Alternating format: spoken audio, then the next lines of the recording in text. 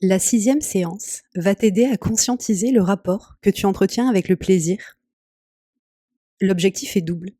Sortir de l'ambivalence frustration-culpabilité, engendrée par l'alternance entre manque et excès que les régimes alimentaires ont tendance à créer, et également retrouver la joie de se faire plaisir et le bien-être que cela procure.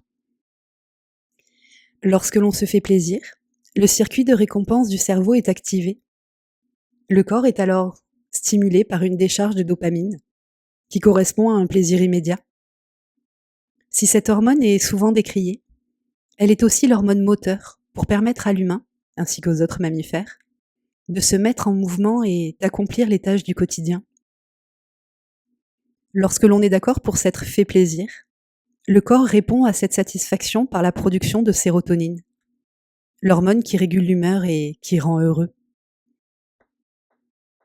Lorsque l'on culpabilise, que l'on se critique ou que l'on se juge durement, il n'y a pas de production de sérotonine, mais de cortisol et de catécholamine, puisque le cerveau perçoit ce qui s'est passé comme un élément dangereux.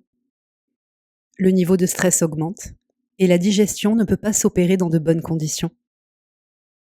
Au-delà des dégâts importants sur la digestion et sur le niveau de bien-être, le cerveau enregistre que ce qui nous a procuré du plaisir génère ensuite du mal-être. S'ensuit un combat interne entre le besoin d'éprouver du plaisir et la peur de l'inconfort qui survient juste après.